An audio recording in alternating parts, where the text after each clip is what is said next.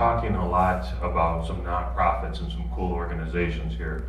And the next one that's going to come up is certainly one of my favorite, and a true testament to why working for the money may not be the best thing to be doing. You've got to go out and do something for the greater good. And we all have the talent, we all have the resources, we all have the ability to do it. Years ago, what this grew into, 313D Love, was called Blood, Sweat, and Gear.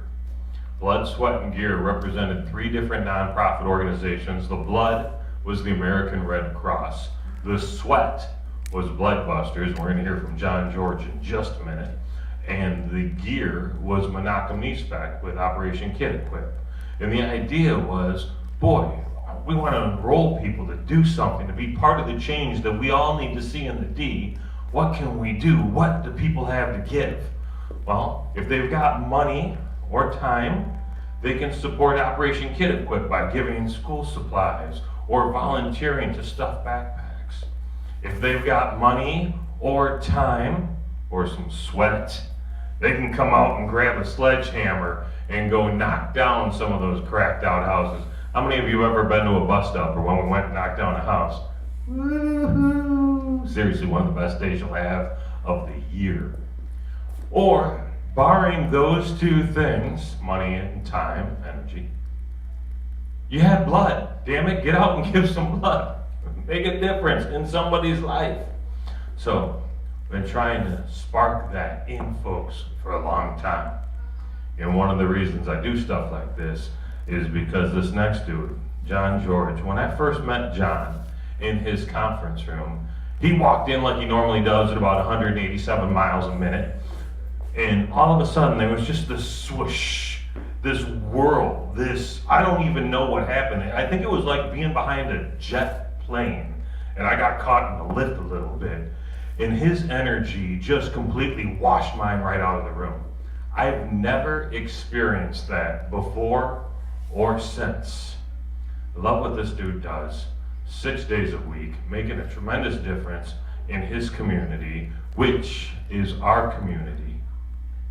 And he's going to keep doing it, regardless of whether or not you tell him he can't. So please, a nice warm round, Mr. John George, Motor City Blight Busters.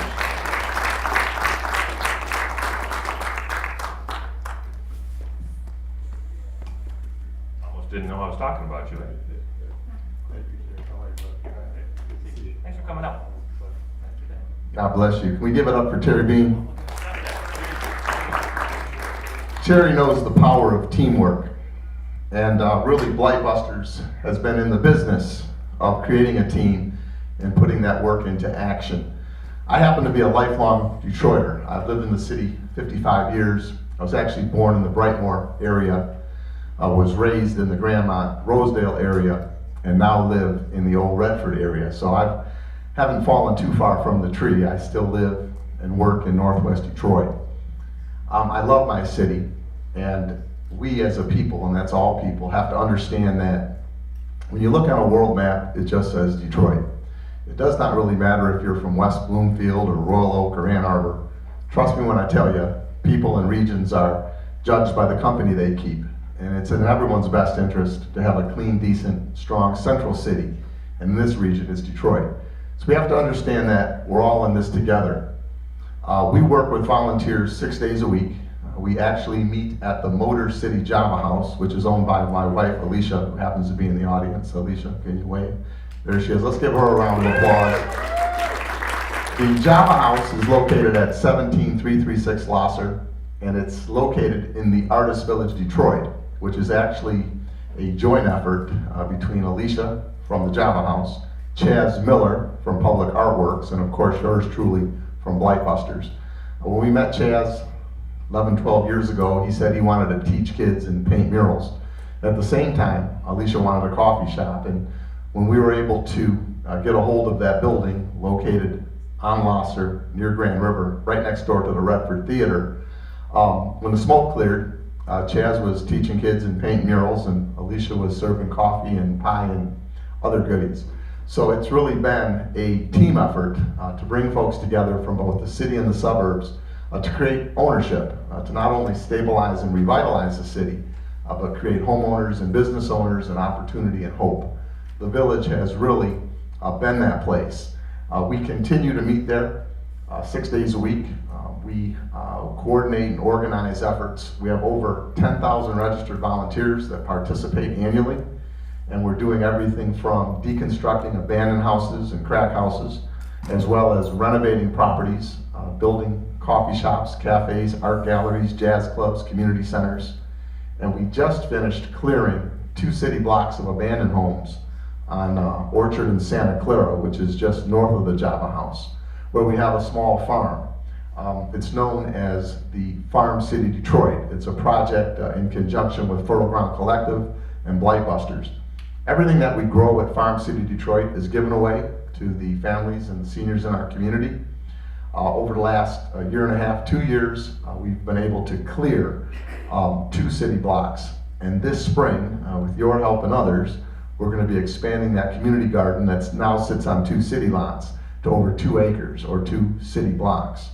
Obviously, we'll have more to give, and we want to be able to continue to, as we stabilize and revitalize Detroit, as we recycle the city and rebuild it, provide fresh fruits and vegetables at no cost to the seniors, the kids, and the families in our community.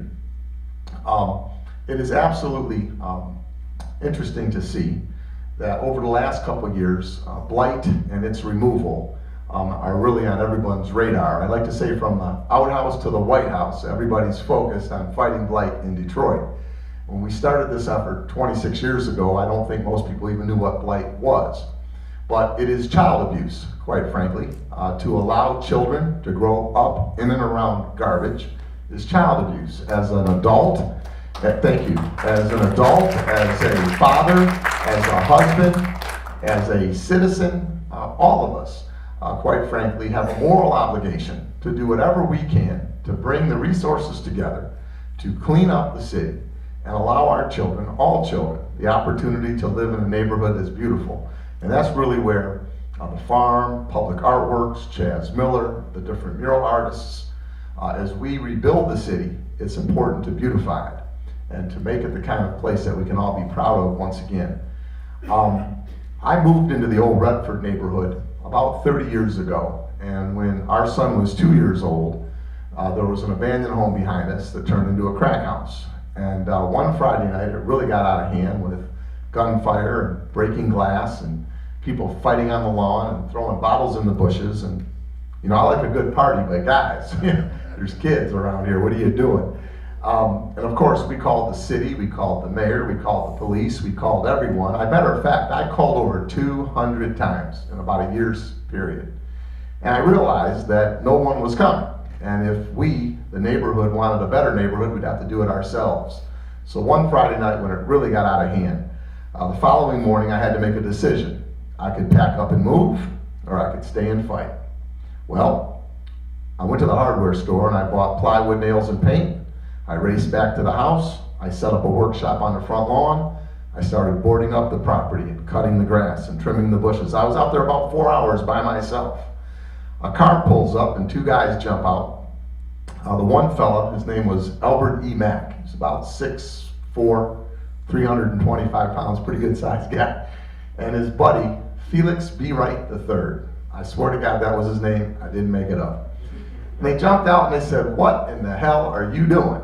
And I said, "Well, I don't know about you. I don't want to move, but I don't want my kids growing up in and around this." I said, "You can help me or get the hell out of my way."